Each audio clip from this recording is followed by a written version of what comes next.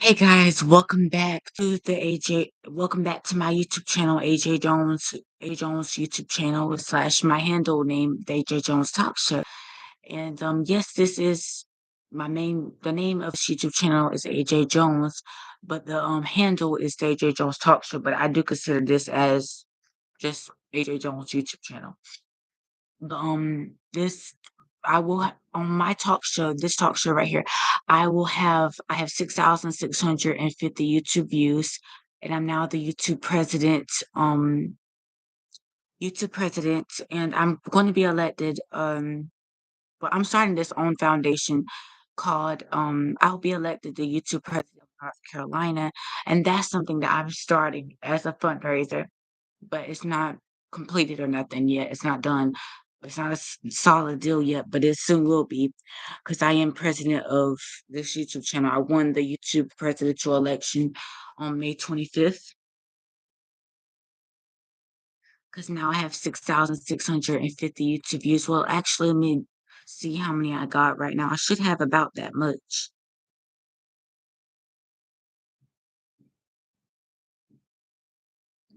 I just like the live YouTube videos. And make sure you please like this live YouTube video.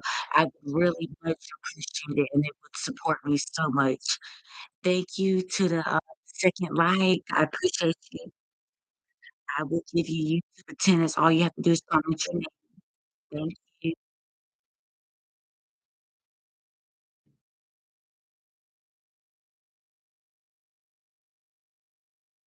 Shout out to Lisa Marie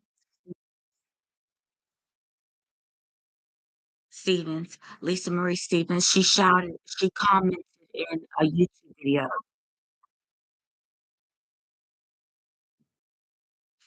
And basically, all you have to do to become a channel member, you have to subscribe. That is one of the main things. You have to subscribe to become a YouTube member. And you have to like all 170 some I have about 173 YouTube videos on my YouTube channel. But I know it would take you guys a long time to get all that done. So, just watch as many as you can and like as many as you can because I do have a lot of YouTube videos, a lot. There's a ton. I have 170 some. I think 173.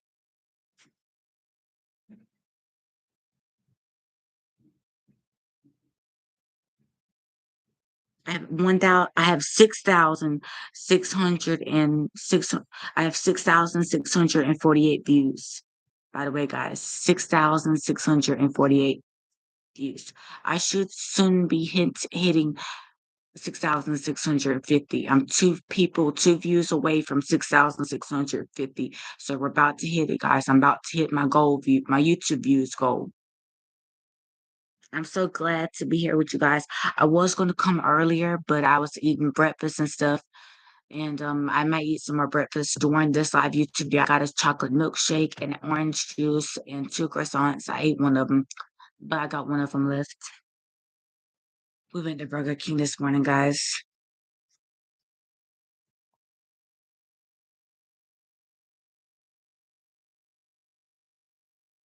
I will have a blunt for later on today, but that'll be about this afternoon around 5 to 6 p.m. But I'm very careful, just so you guys know. I am about to be 17 years old. I'm almost grown. Like I said, once you pass 16 years old, once you are 17 years old, you are considered an adult, in my opinion. Because, even though I have both of my parents are still alive, of course, my mom is young. She's 42 years old. But I'm just saying, I've took care of myself for the most part because, I mean, of course, they help take care of me, you know, financially, but financially, I'm able to support myself because of my YouTube channel. I have plenty of YouTube viewers that support me on a daily. My YouTube channel members are so supportive to me, and I'm just waiting on to get that first paycheck for my YouTube channel. And guys, I worked very hard, very, very hard. And people keep wondering, like, what is that on my face? Guys, I don't even know. I look like I've been punched in the face. No, that's not what the problem is. When I wash my face in the morning, I guess it bruises up my face. I don't know. But trust me, I've not been hit or nothing. That's just water stains.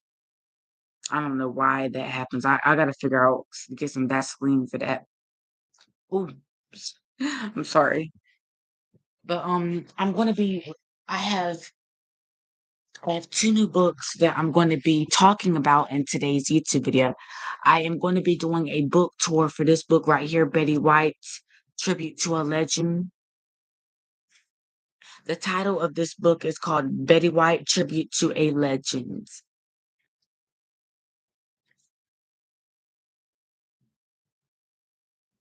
But yeah, I will read this whole book. It's about a 100-page book. It is in total it's 97 pages. But the other book that I want to read to you guys is 16 pages. And yeah, it's 16 pages. Um yeah, it's 16 pages. And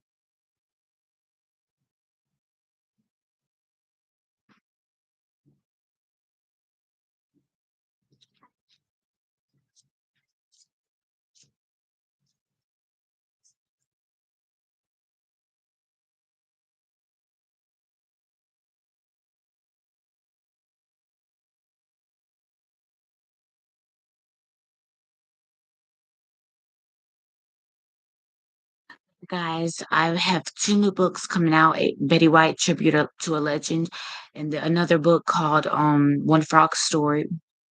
It's a children's book, by the way. But this other book is a celebrity book. So of course, you know, I'm a celebrity and I love other celebrities and I love to promote other celebrities on my YouTube channel. But that book will come out later. I might do it after this YouTube video or I might do it during this YouTube video. I will let you guys know. I will let you guys know about that.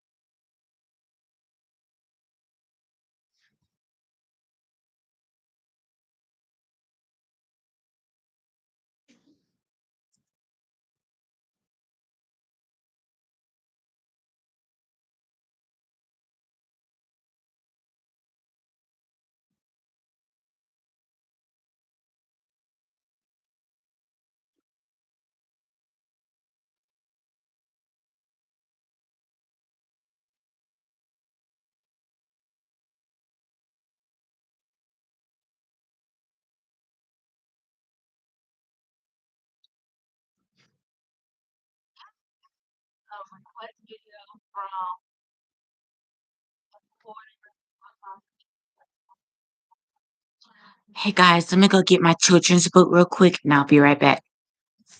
This live YouTube video is scheduled to be at about an hour 30 minutes. I'll let you guys know. Depending on how long it takes me to read this book, it shouldn't be take too long. But the Betty White book, I might read the whole thing during this today's live YouTube video. I'll let you guys know. I probably will.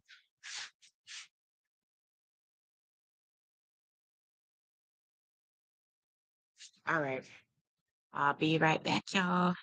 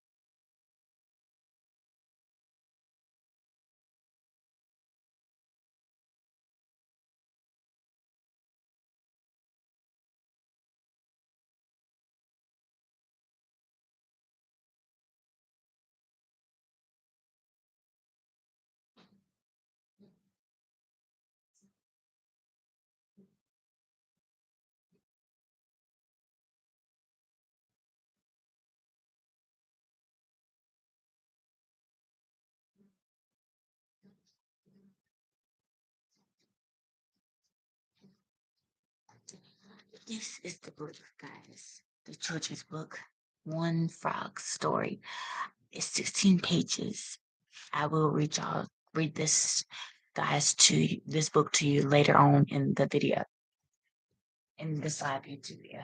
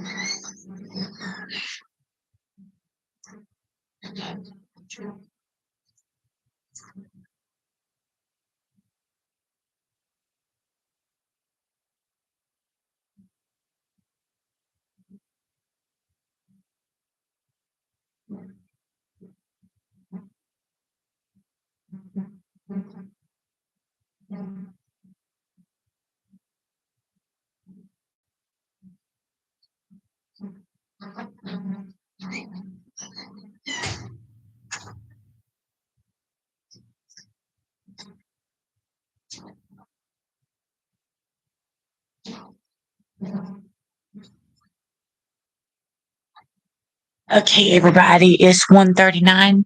So I will start the reading for the children's book at 2 o'clock. So that'd be in 20 minutes. And I'm letting my orange juice get cold in the refrigerator, so it'll give it about 20 minutes to get cold. So yeah, we'll start the reading about 2 o'clock. If not 2 o'clock, 2:05, 2:10, definitely 2:10. I'm trying to give, at least you guys 30 minutes to come in. And then, 'cause I went on a 10-minute break just a while ago, or 5-minute break.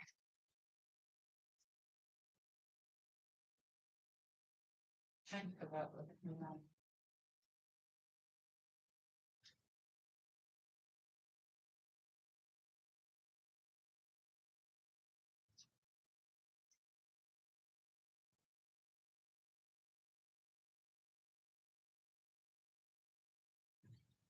Have y'all ever seen the documentary called Tina that premiered on HBO 2021? Yeah, let me know.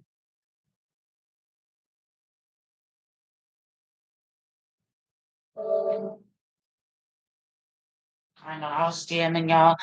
Before I came on here on live in my YouTube studio, I was listening to music. Yeah, I'm enjoying my holidays. That's all I'm doing. Nothing but positive vibes for the next 3 days that I'm at home. Well, 2.5 days, almost 3 days that I'm at home. There's gonna be nothing but positive vibes, having a good time.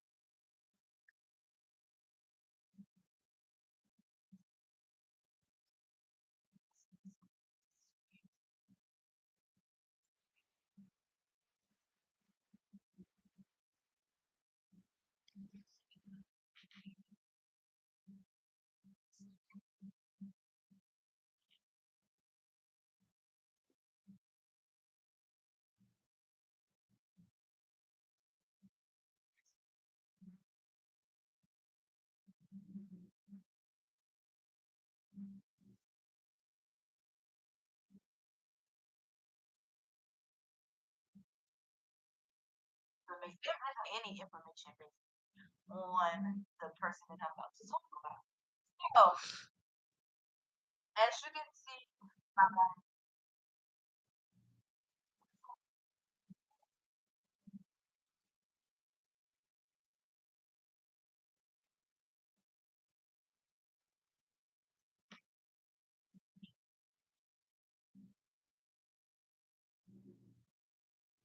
Marcella, I mean Suzette and Suzette's. I don't know why, but that man looks just like Abraham, Suzette's husband.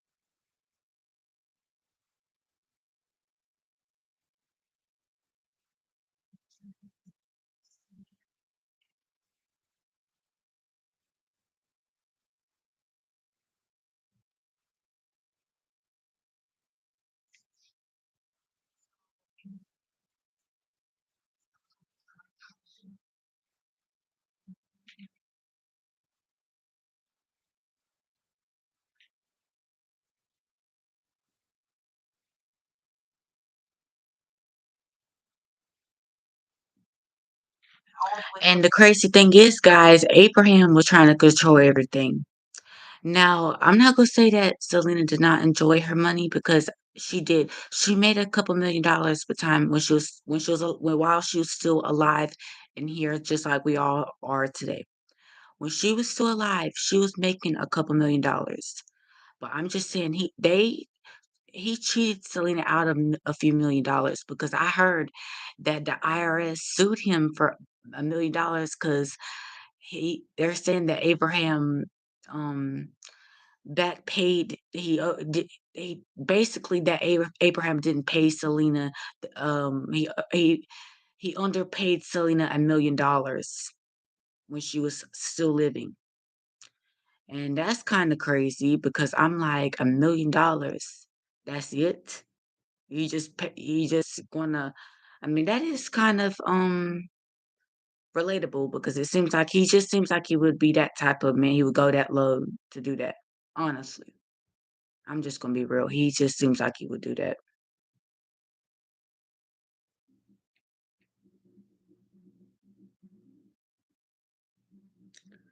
But anyway, guys, I have no type of disrespect or hatred towards Abraham.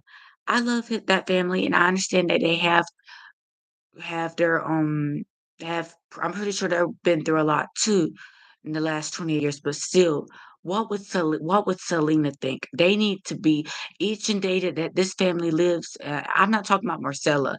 I'm talking about Suzette, Abraham, AB, and all them. Each day that they're still living on this earth, they need to have the mindset. What would Selena do? What would Selena do if she was still here? You know, like, would she really, agree with the movie? Would she I feel like she would. I mean, I'm not sure. We don't know because Selena was not here to see the movie. She was not. So we don't know what her opinion would be on the movie. I feel like she would maybe like it. I don't know.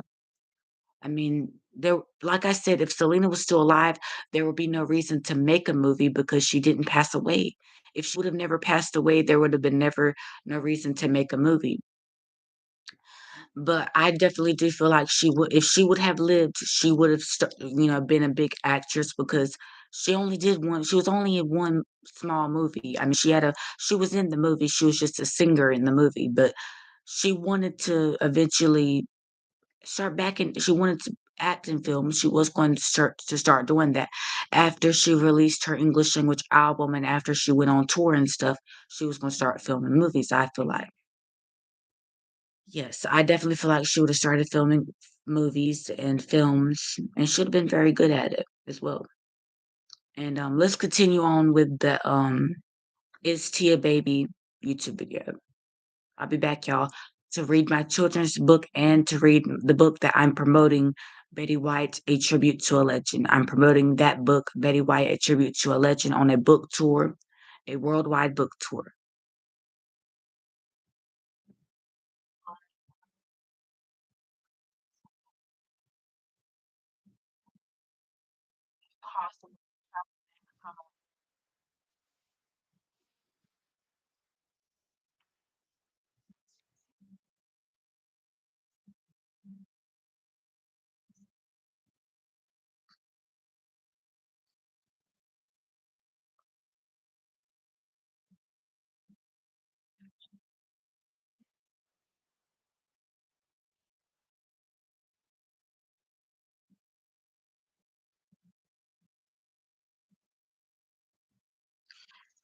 And that's my thing. That's something that she wanted to do, Abraham. That was not your decision. She had the money to put in the money down for a boutique.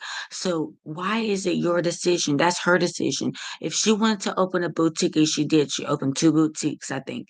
One in San Antonio and one in Corpus Christi. She had two very successful boutiques that lasted for nearly 20 years. So come on now.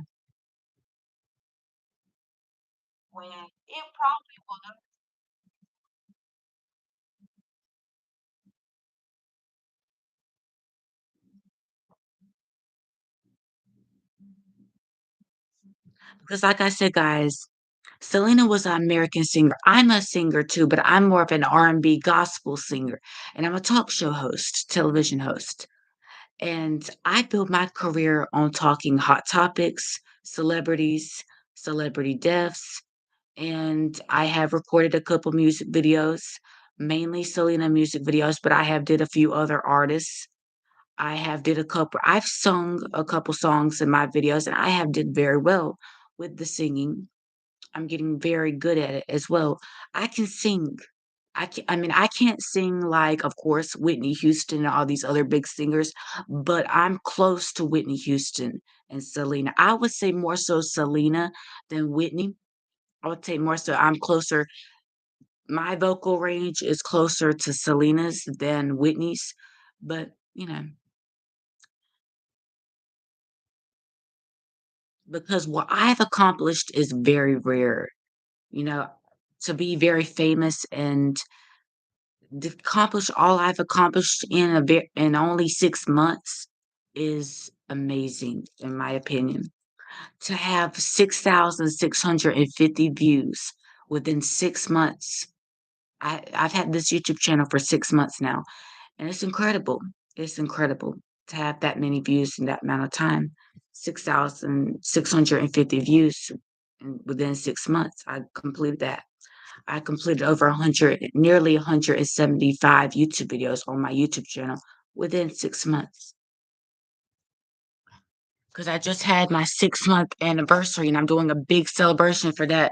Some of my YouTube videos just had the 6 months anniversary.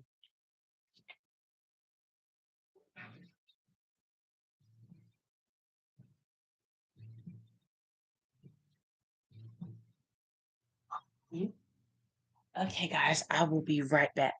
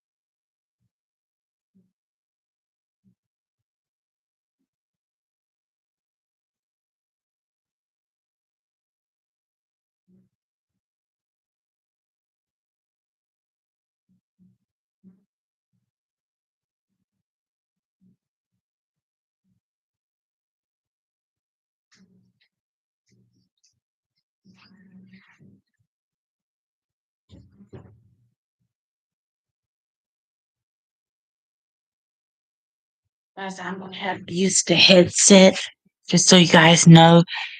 It's 1:57, so I'll start the reading about, like I said, 2:10, 2:15, somewhere around there.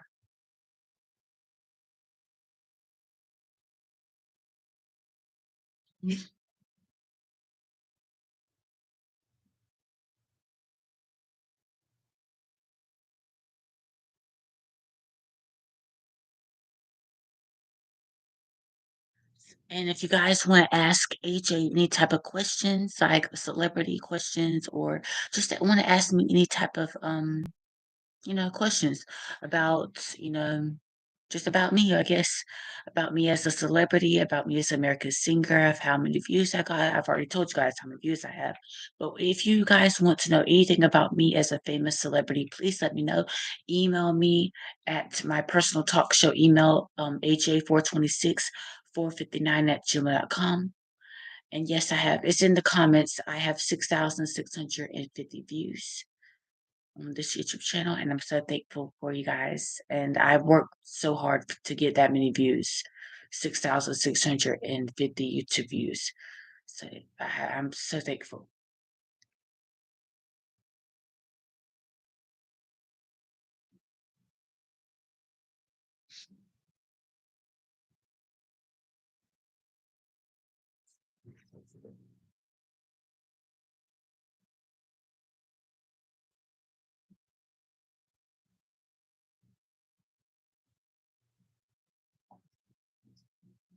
I'm trying to figure out what to put on.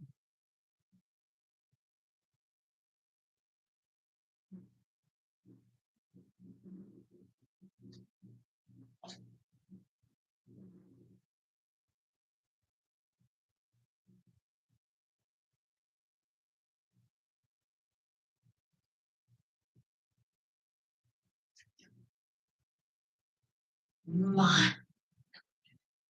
I'm gonna let you guys hear the TV, but I'm not gonna be able to have it too loud because my people's asleep because my daddy has to work and all that. But of course, I'm gonna be home for the Memorial holiday. I'm gonna be home today and tomorrow. I'll go back Tuesday, but I will be home for the next 2.5 days. Yes.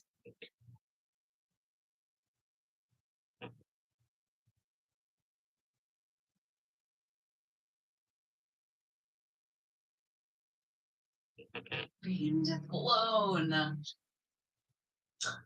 Hey everyone. I just wanted I was just watching a movie.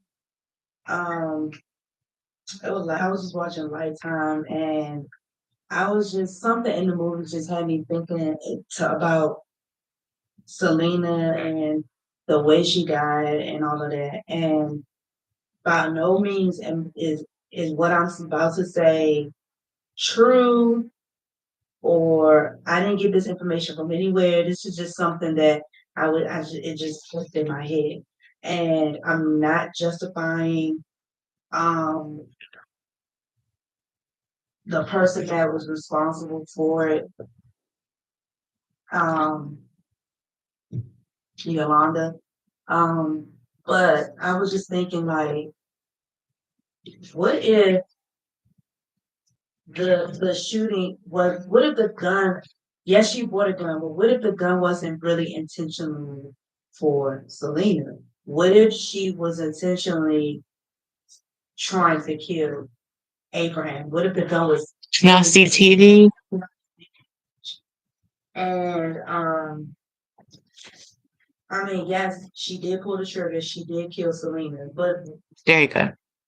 I should be able to see. I just thought about it, like, did did she, like, honestly intended to kill her? Like, was it really an accident? Was it, I mean, could she have, it's hard to believe, but could she been telling the truth? A part of it, like that she actually, that it was an accident. Um, why I say that? Because at the time of their confrontation, she, Selena was convinced that Yolanda wasn't, in her best interest, that she had proof that she was stealing from her and that she'd been lying to her, and she was going then to fire her. And Yolanda knew that, and um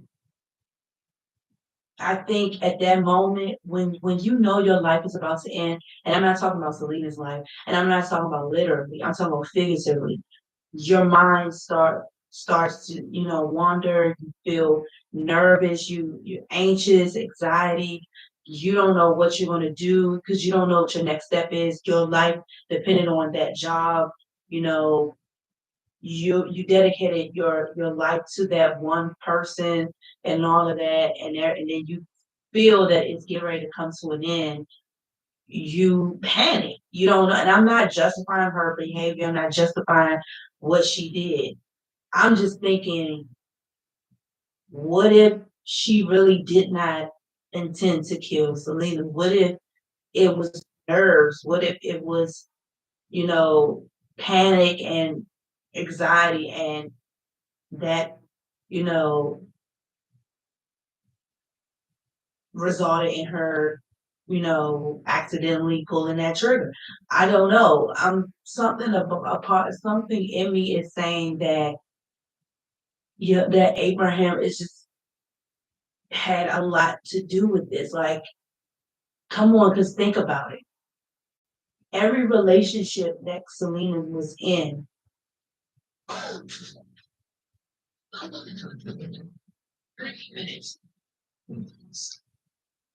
that wasn't blood family related.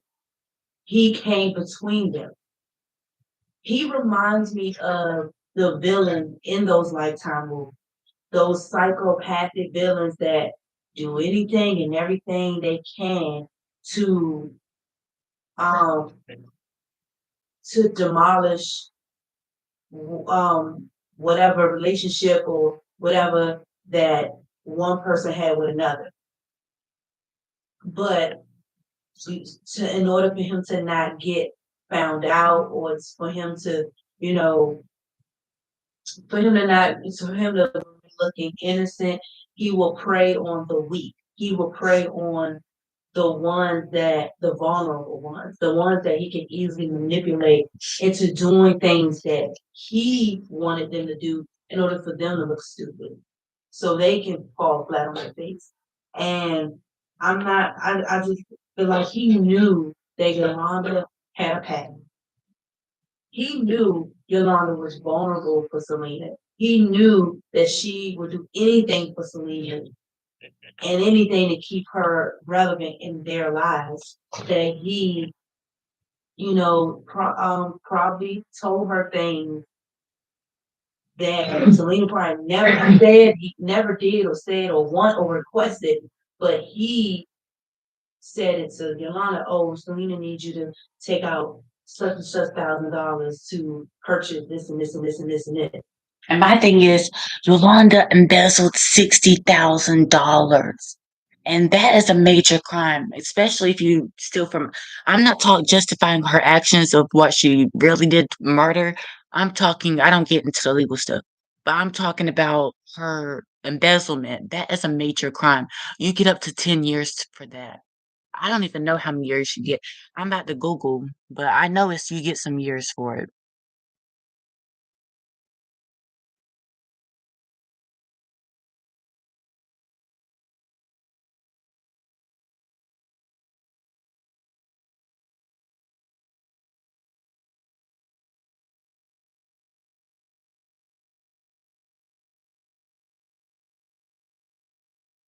10 years. I told you guys. And it says embezzlement goes up to 10 years. Investment schemes usually start out with small amounts or snowballs until large sums of money over time. Embezzlement is only a felony if the embezzler stole over $1,000. Embezzlement of money, it says if the person Wait, the maximum sentence for embezzlement depends on the amount of money or property embezzled or the jurisdiction. In general, embezzlement of $100,000 or less can result in up to 15 years in prison. So, it says while embezzlement of more than $100,000 you can end up to getting 20 years in prison and $50,000 in fines. So yeah, if you embezzle more than $100,000, that's 20 years in prison. If you embezzle less than 100,000, that's 15 years. So either way you go, you're gonna get a lot of time. So guys, I'm just gonna say, it's just not worth it. Embezzle money. I'm talking about take Selena and Yolanda's relationship as a something to go on by what I'm saying. Yolanda stole a lot of money from Selena's boutiques and stuff. I'm sure she's gonna have to pay that money back whenever. I don't even know if she's gonna get out of prison. She's gonna be, like I said, guys, she's gonna be in prison until May 2025. In the parole hearing, they have to approve that stuff. They have to approve her eligibility to even get out of prison because she's been in prison so long. Think about it, guys. She has not been out of prison since 1995. It's when she first went in. When she first killed Selena and got convicted of murder, they were gonna give her 40 years in prison, but they took the 10 years off and gave her 30 years to life. So y'all do the math. But really, Celine Prime never said that or never requested that. But because he knew that she would do anything that was Celine tell her to do, that she did it and wrote checks for it and made it seem like he was stealing. She was stealing from her when it was probably Abraham lying and making requests through through Selena, saying that Selena wanted you to do this, do this, and no questions asked. She did it and believed him. I'm not saying this is true, but it's just a hypothetical like thought. Like, what if that really happened?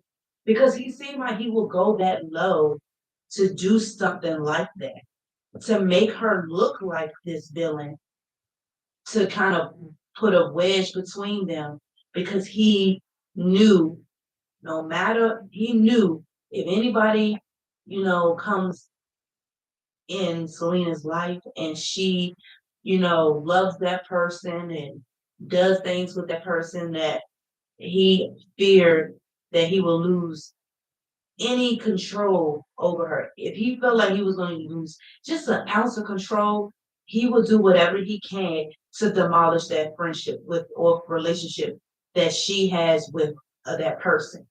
And I'm not saying that Yolanda is innocent because she did pull the trigger, she did kill her. But I'm thinking that what if that wasn't intended for her? What if that gun was intended for Abraham? The not me, man. Shooting has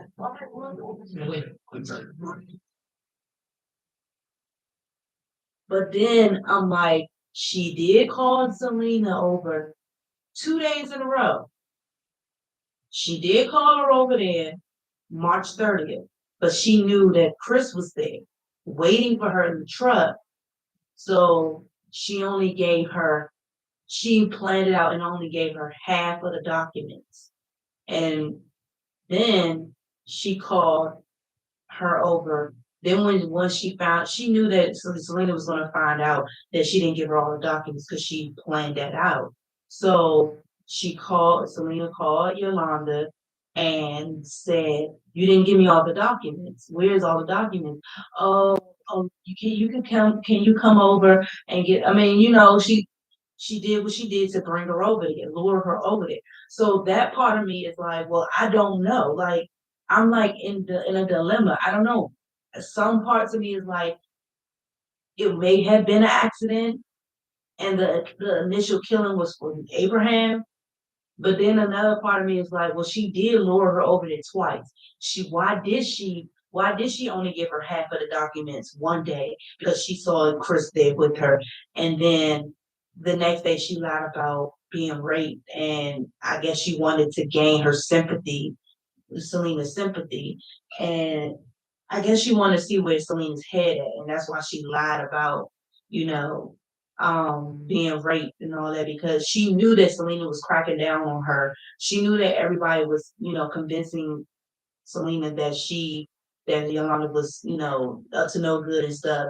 So like it's like I'm in a dilemma. I don't know really what to think. I don't know Peace, guys. if Yolanda was really intentionally trying to kill her or if this was all in the hands of Abraham that she not on Angel, but like did she really mean to kill Selena or did she Right. want or was Guys, it in my opinion, I feel like it might did have been she an accident, but really she press did that kill her. gun She did pull the trigger, y'all. but Selena just was there at the wrong time. I don't My thing is, y'all, Selena tried her best to get away from it. I'm saying like after she got shot. Once Yolanda shot her in the back, she tried her best. She was dashing, she was running fast to the lobby. And like I said, that did more damage to her than help her because blood was gushing out. And once she got into the lobby, you can look up the 911 call. It's on YouTube. And people say you can hear Selena in the background. I'm not sure if you can because there's so many people talking, you can't really hear much. I couldn't really never hear anything because all you can hear about is here's the emergency services they were trying to help Selena. They were I feel like the back then I really feel like the police were really good back then because especially in 1995 they were really trying to save Selena's life. But Yolanda had severed a major artery, the subclavian artery, and once Selena got to the hospital, the ambulance arrived at the motel within 5 minutes, I think, or with a minute. I think within a minute they arrived at the hotel, and they took Selena to course Crisis Spawn Hospital in Corpus Christi, and she was taken into the trauma room after 50 minutes of surgery. Sadly, and so sadly, she was declared deceased at the age of 23 years old. She was only 2 weeks shy of her 24th birthday, and she'll be 52 years old now, and she'll probably be a mom. I feel like she would have did songs with Beyonce. Probably, I mean, she probably would have. They're both from Texas. So you never know. I don't know. Like I'm talking about if she was still alive, she would have. um, and I don't want to confuse anybody because like I said, these are just thoughts that's popping up in my head. Like no one really knows what happened. The only three souls that know is God, Selena, and Yolanda. That's it. And possibly people that were, you know, staying at that hotel at the time. I'm sure they heard some stuff because hotel walls aren't thick walls. You can hear clearly what people are saying or doing next door, especially those types of cheap motels back then. I mean, like that. I've heard when I've been there, when I slept in hotels, going out of town, I've heard people have sex next door. So that's how thin those walls are. So I know someone heard something. I know whoever was staying next door under them, they know I know they heard something. I know they heard it, but maybe they are afraid to come clean of what they heard. But all we can do is assume. And all we can do is try to put the pieces together about what we read, what we see, but we wasn't actually there when it happened. So it's like all up in the air. I'm no way in shape or form claiming Yolanda to be innocent. I'm not. She did it. She did it. She was there. She had the gun. She did it. But the purpose of this video, I just thought of, did she really mean to do it? Was she really trying to use that gun to kill her father instead? Not her. That's the question that I want. That's the question that I need answered. Like, did she was her intent to was Was her true intent to kill Selena? Because think about it. I'm not slowing down, but I could wait till she lived, breathed, and yearned for Selena. That was like her antidote. That was her medicine. That's what it was psychotic. But that was her antidote. She did not want to be away from her. So why would she kill her? If you kill her, you're never going to see her again on Earth. So that's why I'm kind of like, did she really intend to kill her? Because she wanted to always be around her. Now, she expressed her hatred for Abraham plenty of times. So that's why I'm like, maybe she bought the gun. But of course, she wasn't going to tell Selena that she bought the gun to kill her father. Because at the end of the day, regardless of how Abraham treated Selena, Selena unconditionally loved her father. And she didn't want nothing to happen to her father. So she's not going to say, oh, I bought the gun to kill your father. She's not going to do that. So she lied and said, I got raped, or she was using it for protection because somebody was trying to threaten her life or whatever.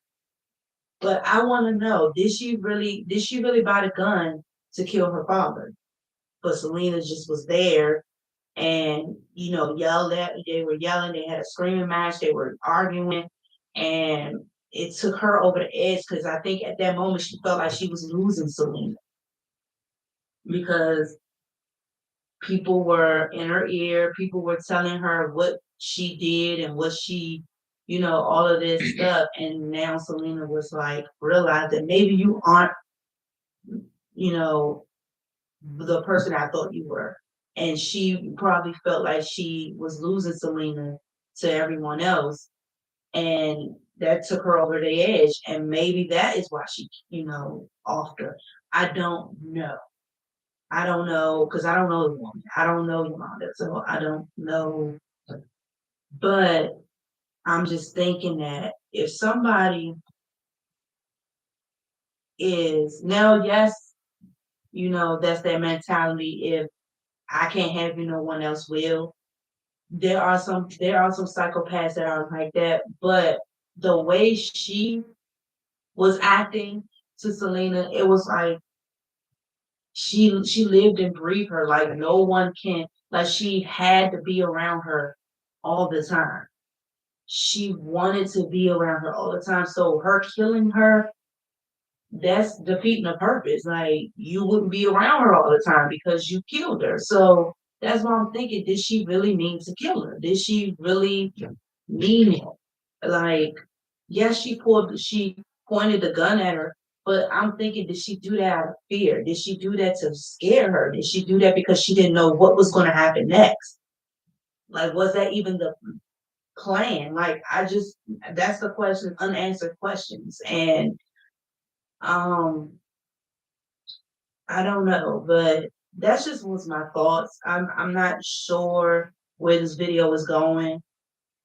Um, this is just questions. Like I said, in no way, and I'm going to continue to say, in no way, in shape or form, I'm justifying Yolanda. Do I? I don't like the woman, no, because she is crazy. Because you're obsessed with someone that why? I mean, like I understand we all are fans of Selena, and yes, I really, like Selena for what she done and the impact she had on the world.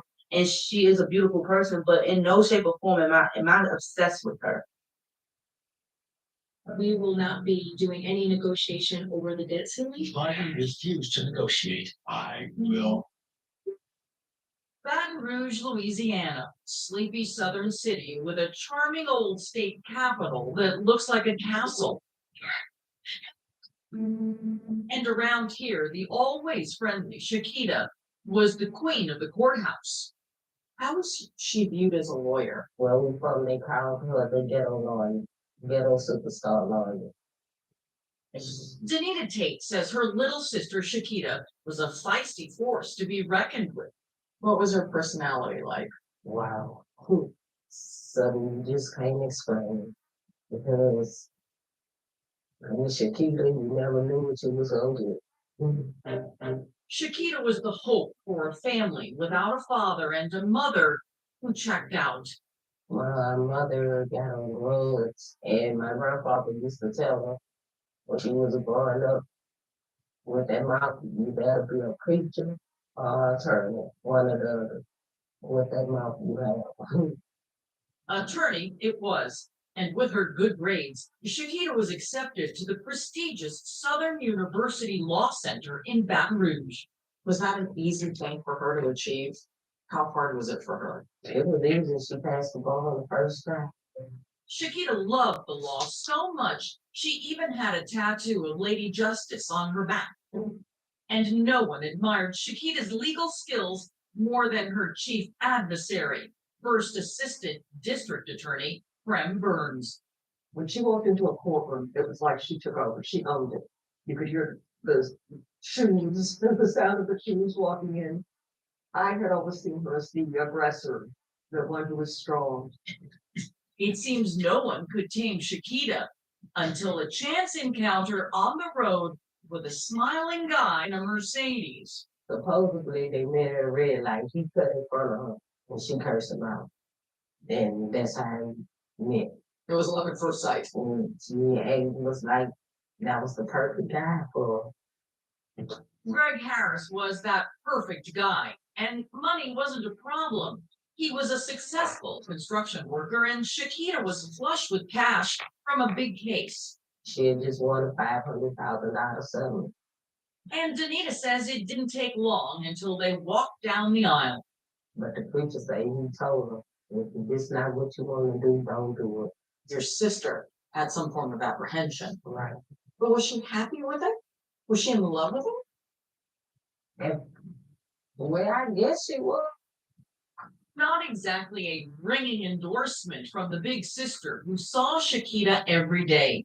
Danita worked as her legal secretary and met some of her shady defendants. You knew all the cases and the people. Right. She was not afraid of the cops. No. I mean, she had some of She was tough. she was tough. She was tough. But some of her clients, have been described as among the most ruthless of criminals out there, coming from gangs. And they loved her. They loved her. They would come in the office and laugh and talk and everything. They loved her. Clients like Donaco Duhart, one of the baddest dudes in Baton Rouge. He and his brother Darius were accused of beating and burning a man to death. Chiquita represented Donaco in the murder case. And he was like, she said she was going to get me out, and she did. He got out all right. The state ultimately dropped the charges against the Duharts when something strange happened.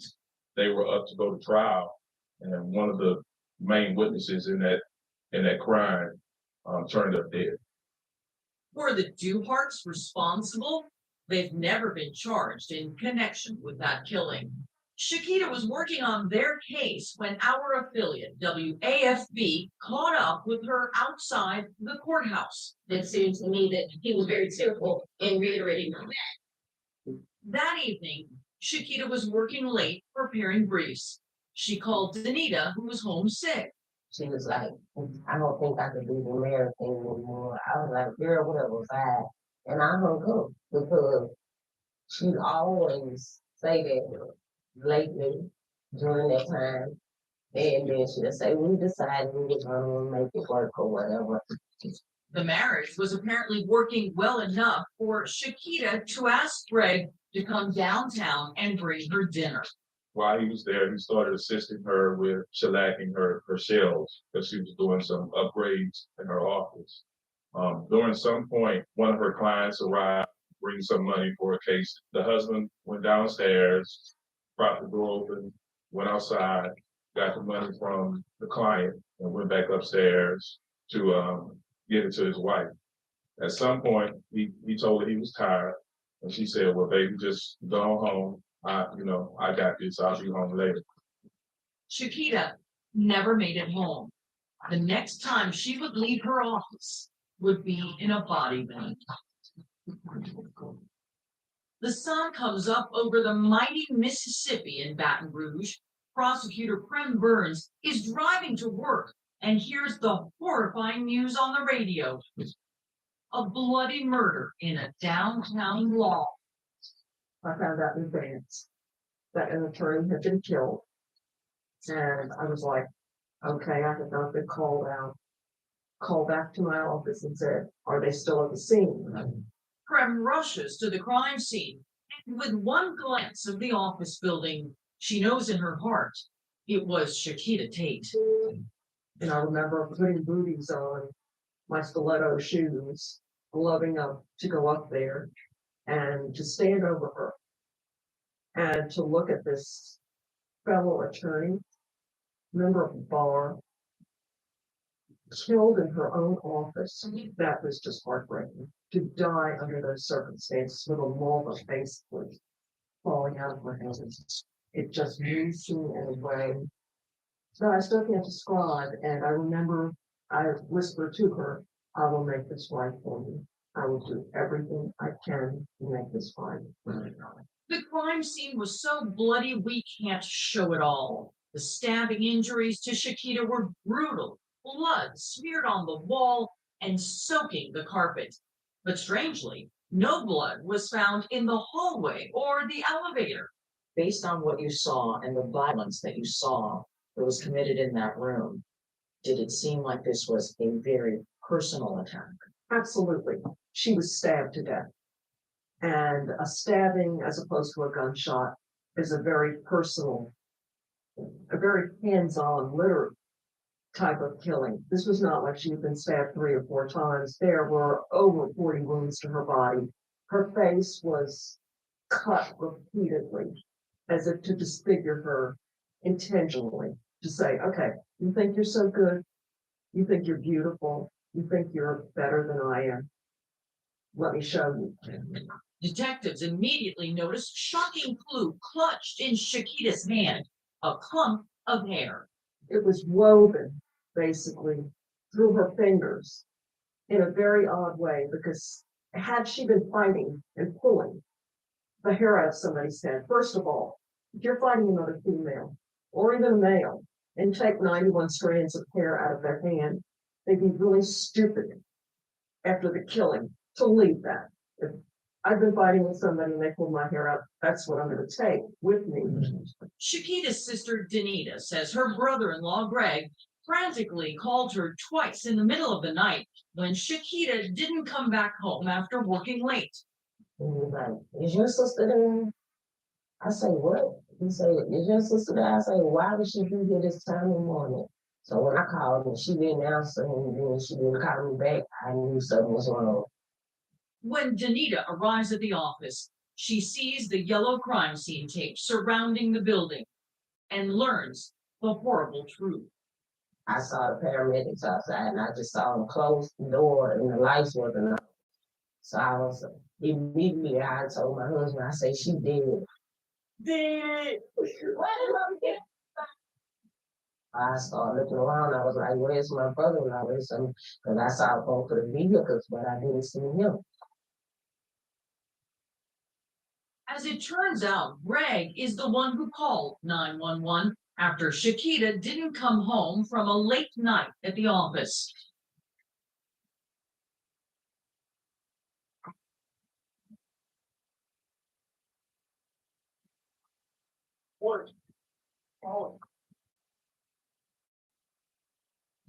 Greg was the first to arrive at the office that morning. Now, both Greg's Mercedes and Shakita's Hummer are surrounded by police tape.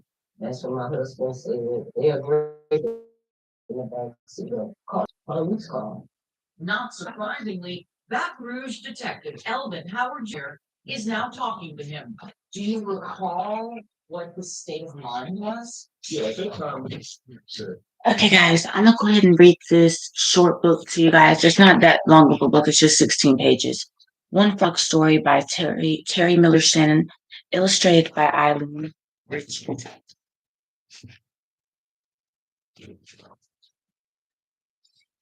Hop, hop, stop. Oh, hi. I didn't see you sitting there. Are you bored and want some company? Let me tell you my story. As you may have noticed, I I am a frog. A frog's life is great. What could be better than swimming and eating flies? There is one thing about being a frog that isn't fun. Princesses. Princesses want to turn me into a prince. They're always trying to kiss me. Princesses kisses. Ew. Yesterday I kept running into princesses. This is the kind of day I had. I was on my way to my favorite swimming spot. Hop, hop, and hop, stop. A princess stood right in my path. Frog, how about a kiss? She said. Then you will turn into a prince. We will live happily ever after. Princess kisses. Ew, ew. Sorry, princess, I said. I am not that kind of frog. Oh, sure, she said. You're just telling me pucker up. I can't, page 5. I can't, I said. I don't feel well. A kiss might make you feel better, the princess said. I don't want to hurt your feelings, I said, but just thinking about kisses makes me sick. The princess did not look happy, but she left. So did I. Hop and hop stop. Page 6. What did I see? Oh, and oh no, I couldn't believe it. Another princess. Hi, Froggy, she said. Don't call me Froggy. I hate that. Whatever. How about a kiss, Frog? I need a prince. Princess said. Princess kisses. Ew. Sorry, princess. I said, I am not that kind of frog. You have something on your lip, the princess said. Let me wipe it off with my mouth. My lips are just chapped, I said. No, said the princess. She stepped closer. I don't think so. The princess took another step closer. She took one more step. Page 8. Stop, I said. There is nothing on my lips, so please, princess, learn to take no for an answer. The princess frowned. She put her hands on her hips. She tapped her foot, but she let me pass on by. Bye, princess, I said. Good luck. Page 9. At last I was on my way. I'd be swimming soon. I couldn't wait to leap into that water. Hop and hop stop. Don't tell me, not another princess. I wanted to jump into that pond. Was that too much to ask? Page 10. Could you kiss me, frog? Princess asked, I'm searching for my prince. Princess kisses. Ew. Sorry, princess. I said, I'm not that kind of frog. The princess burst out sobbing. She sat down on a log and hid her face in her hands. The princess cried and cried. She sobbed as if her heart would break. I was so shocked. What's wrong, princess? I asked. I asked her, what did I make you feel that terrible? Page 11. She looked up, wiping her eyes. Oh, frog, she said, it's not just you, not just you. No princess will kiss me. No commoner will kiss me. No one will ever kiss me. Page 12. She blew her nose, honked. I will never turn a frog into a prince. The truth is everyone says I have bad breath. Oh, that poor girl. My little green heart ached for her. I croaked a few times. I thought it all over. I looked around. We're all alone. None of my friends were in sight. Well, princess, I said finally, I am not that kind of frog. But if you want, I will kiss you. Her smile was like sunshine touching a water lily. You will, frog, the princess said, page 13. Smooch. Page 14. Hey, I said, I just couldn't believe it. That wasn't so bad. You don't have bad breath. It just tastes like dead flies. Thanks, said the princess, I guess. And then something happened, something surprising, something shocking, something I never expected. Poof, poof. Page 16. Poof. The princess turned into a beautiful frog. No wonder her breath tastes like flies. Now we can swim and eat flies together. Talk about a happy ending. Nice talking to you. Hop and hop stop. Hop, nice talking to you, Hop and Hop Hop. So they both turned into frogs, y'all. That's what happened at the end of the story. Both turned into frogs, as you can see.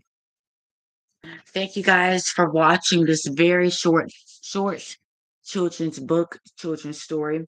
And I'm so thankful for you guys being here with me today so I can release this children's book. It's 2:37 p.m. I will end this live at 3 o'clock.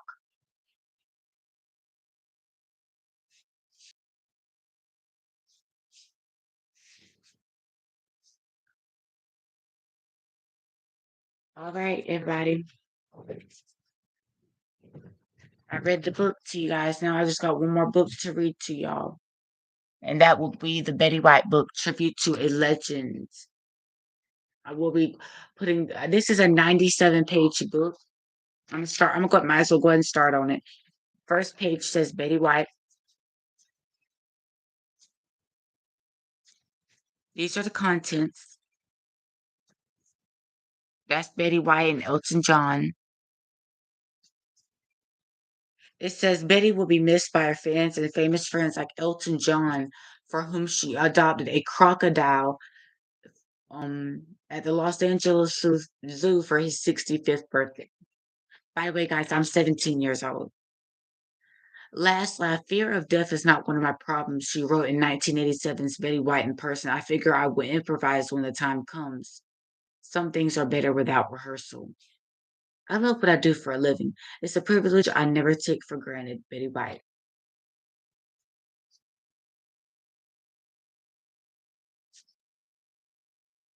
Remembering a Legend.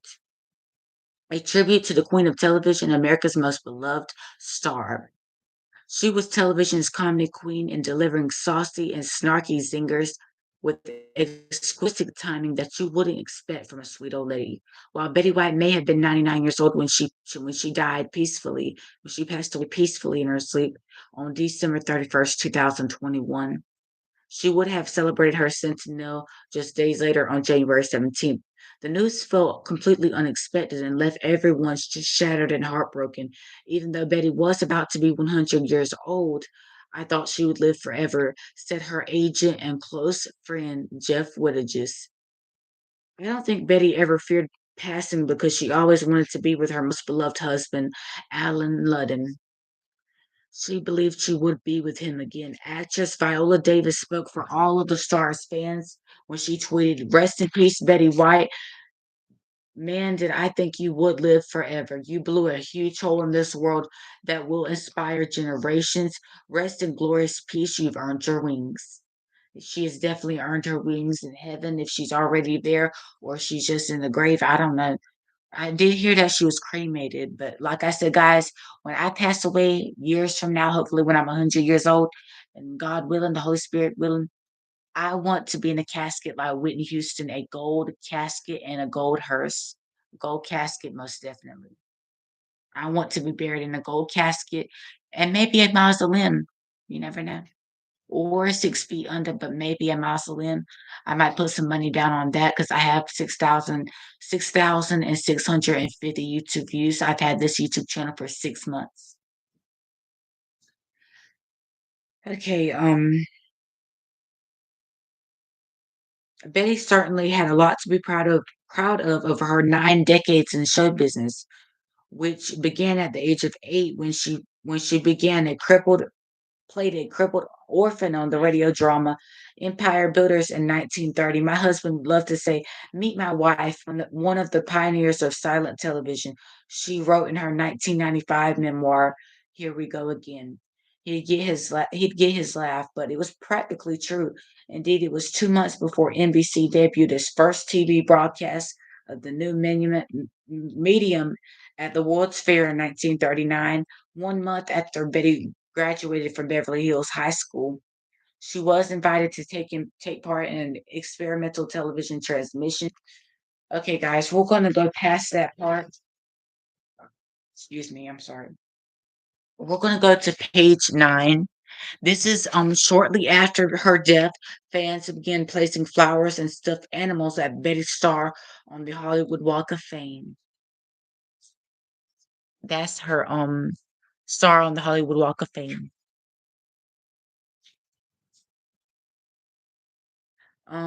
Okay.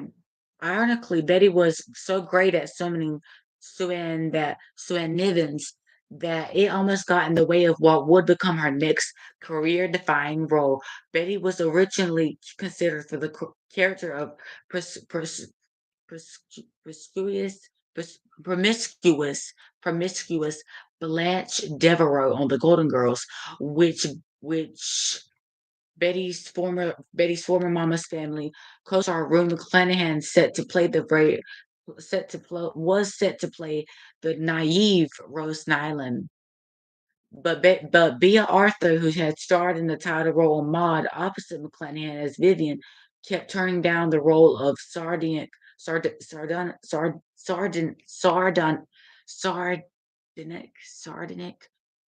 Dorothy Spornak. She had no interest in playing Maud and Vivian meet Suan Nivens. When director Jay Sandrick came up with the idea to have Betty and McClanahan switch roles, Arthur was intrigued. Estelle Getty filled out the cast as Dorothy's mother, Sophia. The cast comedy chemistry was explosive, but it was Betty who won Outstanding Lead Actress in a Comedy Series at the 1986 Emmys. So this was her moving memorial. And guys, we will continue with this book. This was by 1954. Betty was a star, but she always stayed grounded. It says right here, by 1954, Betty was a star, but she always stayed grounded. That means she always kept her guard up. You know what I mean? Even though I'm a celebrity and I'm a talk show host, an American gospel singer, an R&B singer, an American singer, and American talk show host, and I'm an American crossover mainstream talk show host and American crossover mainstream English pop artist. Um, yeah, we will continue with this book today around 4 o'clock p.m. If not 4 o'clock, 4:45 or 4:30, I will let you guys know. I'll probably come back at about 4:30. If not 4:30, 5:25, or somewhere in that time span. He was yelling back and forth at a uniformed patrolman that was there. And so was he acting like the husband of someone who's just had someone murdered? You know, he appeared to be upset, and I guess I felt it was kind of overboard. Detectives always look at the husband first. They take Greg to the station. For nearly 2 hours, he sits in the interrogation room alone with his thoughts. The camera records him looking very distraught as he speaks to a friend on his cell phone. Okay, guys, we have watched that plenty of times. I want to put something else on. We're back with Bobby Brown's family. Joining us, Bobby Brown's nephew, Jairam Brown. Jairam, both you guys, Gerard's still with us too as well. Your mom, Leola, believes that Whitney, the foul play, maybe she was murdered. Jairam, what do you think?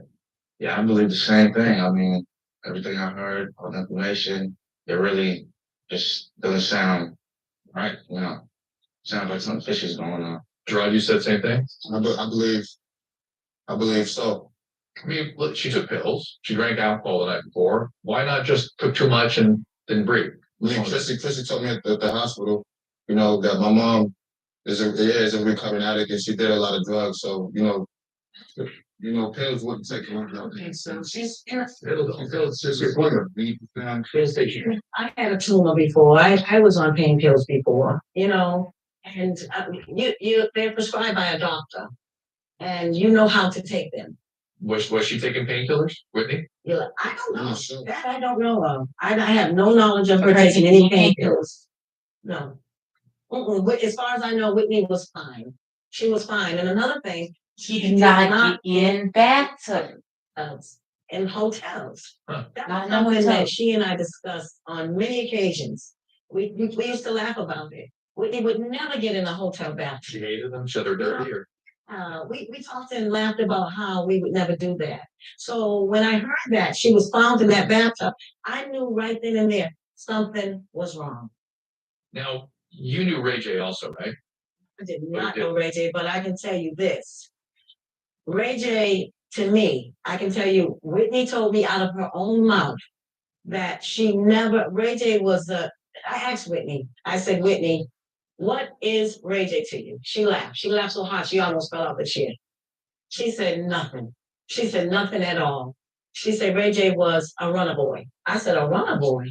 She said that they were never together. So this stuff about Ray J, there's a lot of games being played here with Ray J using Whitney's name to say that he's with Whitney Houston. That is, I doubt it very, very, very, very much. And Jeremy, do you know anything about this? Is it Nick? Is that this fellow's name? That's supposedly the fiance. What is their relationship? It was Bobby Christina. He came in as a brother, you know, but I guess now he's ending up trying to be a boyfriend, Is he? which I feel like he doesn't have true feelings for Chrissy. You think he's up to something? Yeah, I think he's up to something. I think most of the people around Chrissy are up to something. Yeah. I mean, it's just a lot of, I mean, and we're not. Yes, all the people that were around Chrissy during that. Now this was around like 2015, I think. So, or no, I think this was right after Whitney passed away. This was right after Whitney's death. I'm sorry, it was not in 2015. This was in 2012, 11 years ago. There is foul play. Whitney Houston was murdered. Like, 'cause she did not get bathtubs, guys. Her and Leola discussed this. Whitney Houston did not get in bathtubs, not in no hotels, because she did not trust bathtubs. It's not that she didn't think they were clean. It's just she just didn't get in bathtubs. So when I heard that she was found in a bathtub 11 years ago, I knew something was wrong. I knew something was wrong because she did not get in bathtubs. She took showers like I do. I take showers. I don't get in bathtubs like that. I don't. I do not get in bathtubs like that. You can ask my mama. Or ask ask my mama, and she'll tell you I don't get in bathtubs like that. I rarely ever get in the bathtub. Very occasionally, I might get in the bathtub. Very occasionally, but I take showers every day. I take a shower, and when I do take my showers, I don't really like taking baths because, you have to have a really clean bathtub for me to, sit in it. It's not that we have clean bathtubs, but I just prefer to take a shower because I'm just used to taking showers. But let's continue on with this video. Yeah, just bashing everybody. It may seem like that, but really, there's a lot of stuff that we know, and there's a lot of stuff that's going on that the world does not know. There's a lot of people that are not who they say they are. They don't have Chrissy's best interest. No. And I think Whitney knew that. I know that Whitney knew that. Are they the ones trying to get her hospitalized psychiatrically, you think? Why do you think they are? And he witnessed. The time they was trying to put her saying she was 5150, I went back into the room and told her, Chrissy, the saying about you. She said, I'm grieving. I gotta bury my mom in a couple of days. I hope you guys have not had contact with her for a long time. I hope you have, and you've been close. I hope you have a chance. That could change her numbers, and we cannot reach Chrissy. Bill, I got a break again. Thank you so much for joining us, gentlemen. Thank you as well. On call is next. We're going to take on the Trayvon Martin. Are his nephews Gerard Brown and Kelsey Brown. All right, you guys. So, gentlemen, Gerard, you were actually in the hotel room the night Whitney died. Is that right? Right. What did you see? What happened? Well, when we first got to the hotel, and when we first got the call, Uncle B told us to get to the hotel. Uncle Bobby. Uncle Bobby, yeah. Well, he told us, get to the hotel. So, Uncle Tommy, he went upstairs first because, the whole room, the hallway was blocked up by security. Yeah. By the time we got up there, about an hour later, we got up there, and a lot of chaos was going on. We was still in the hallway. We spoke to the security, Ray. Ray came at us, spoke with us for a second, was really, in shock. You can see it in his eyes. And did you see Pat and Gary in the room? They weren't there. Not at that time. When did they come in? After we took Chrissy to the hospital and came back. But like I said, we heard Chrissy go into a panic attack. The medics came, we took out of the Bobby room. Christina, we're talking Bobby about. Christina. Now, we took her down. So she must have been just distraught. Very, Yeah. very. I mean, I didn't get to see her until we got to the hospital because they had the sheet over when it was taken out the hotel room. My Uncle Tommy was really the orchestrator of the whole thing because they wanted to bring it down to the lobby. But he got it to where they brought it down to a secret location in the hotel. And after that, we went to the hospital. Now, what bothered me when we got to the hospital is that Nick, this guy Nick. Nick's the guy that's didn't let.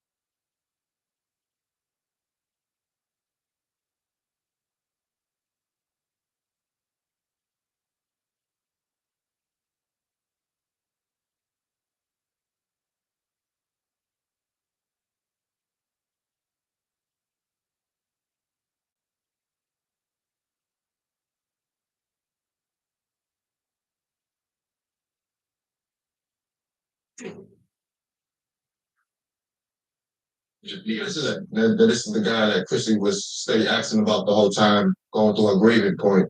Is he her boyfriend? I don't really know. Yeah. But at this moment, when he got to the hospital, after he spoke with Chrissy in the room, he left. He came back into the weight room and said, "Thanks for you guys coming out," as if we wasn't supposed to be there, but Presumptuous of him. You're the family. Right, we're the family. Exactly. So what did you see? I'm saying you saw Pat and Gary doing something that bothered you. Right. What did you see? When we came back from the hospital, after I talked with Chrissy in the room, Pat and Gary were taking jewelry and very expensive stuff out of the hotel. We'll continue watching the interview with Leola and her sons. and we got her to get discharged. Yeah, I think that's her son. I think. We went to the hospital. Back to the hotel. And Chrissy was still in disbelief, so she rushed down the hallway and was like, I want to go see mom, her room. So we took her down there. By the time we got to the room, Gary and Pat was coming out with luggage and jewelry. I remember Pat going across from Whitney's room to another location, to another room. This is all they were in there getting all with these belongings. And Chrissy fell down to the ground. And me and my brother, my fellow cousin, and my uncle, we just I looked and we started confiding in him, but Gary just kept rolling along with the luggage. It's kind of bothered me because as your niece, and He should have been paying attention to Chrissy. How did you get into the picture? Because Pat, I really don't know. I'm hearing from family members that she was somebody that was, I guess, a fan of Whitney's, and she was a singer. She was looking for a record deal or something, and she was trying to sing. I don't know if she had a group or if she was a solo, but Okay, guys, we're gonna go on I'm gonna go on a restroom break, but I will be back in like a few minutes.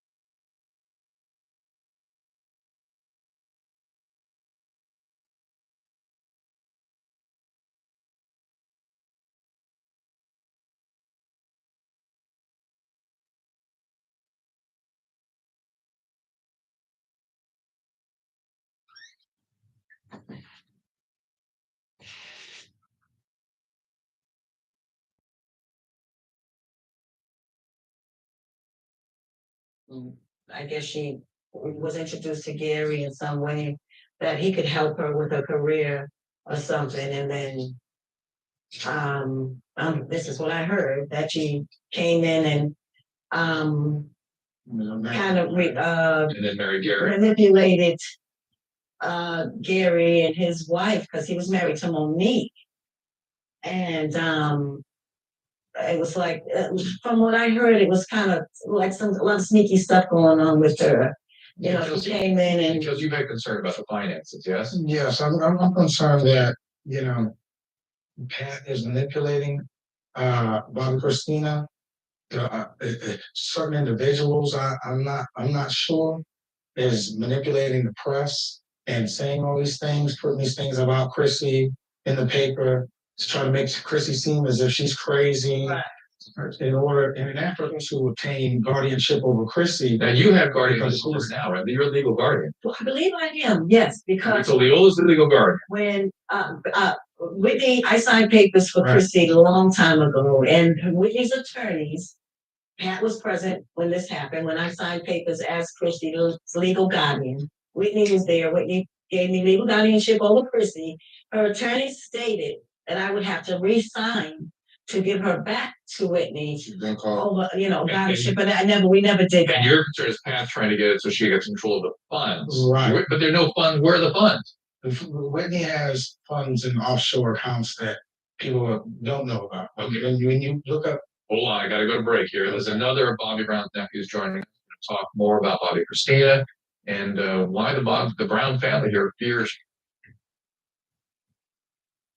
We're back with Bobby Brown's family. Joining us, Bobby Brown's nephew, Jairam Brown. Jairam, both you guys, Gerard's still with us too as well.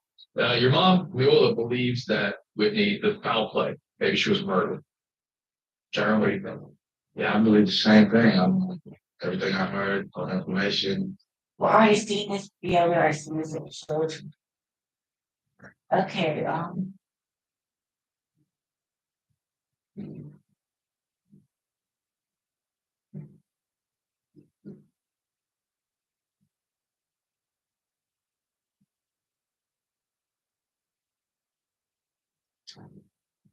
The national important like us. So May 28, 87 Central. Okay, well, what's up? Only give you the lowest price when you sign up for multiple line. Tonight, as we begin the Memorial Day weekend, a special exhibit returns to the National Mall in Washington, D.C.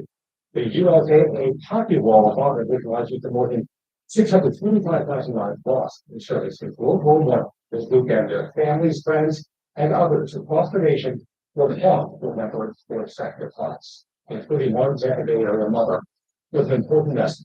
Tonight, she shares her son's story with sensibilities and in hopes of inspiring change. Jeanette Nagano said it can be uncomfortable attending memorial events of the family member of a service member who died by suicide. But now, good events like one being held tomorrow in your region in Tampa, we change that area. With your special writers for our discussion with Zachary Moore was serving in South Korea in 2017 when he died by suicide. His mother says he came back from depression. Well, he was a leader for all of the people that he loved. Giving years following Zachary's death, Jeanette felt the stigma that often accompanies suicide. Whenever we were pointed out and we stand up, we have a cold, we would say and there's sometimes what happens. Those complex feelings of why veterans, counseling veterans, started an annual Memorial Day event specifically for families like hers. It gives them the ultimate on that Tuesday. As a Department of Defense report shows 519 service members died by suicide in 2021 alone. Defense hopes that countless people impacted by military suicide will offer loved ones with pride this weekend. Dearly threatening the people that will serve it, that there's somebody left.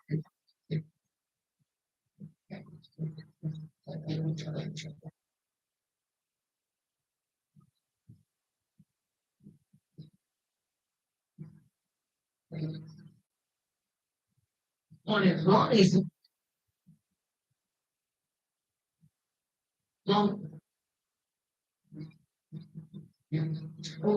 a football loyalty in Deerfield, Illinois. And Sean, the Metro Chicago Bear.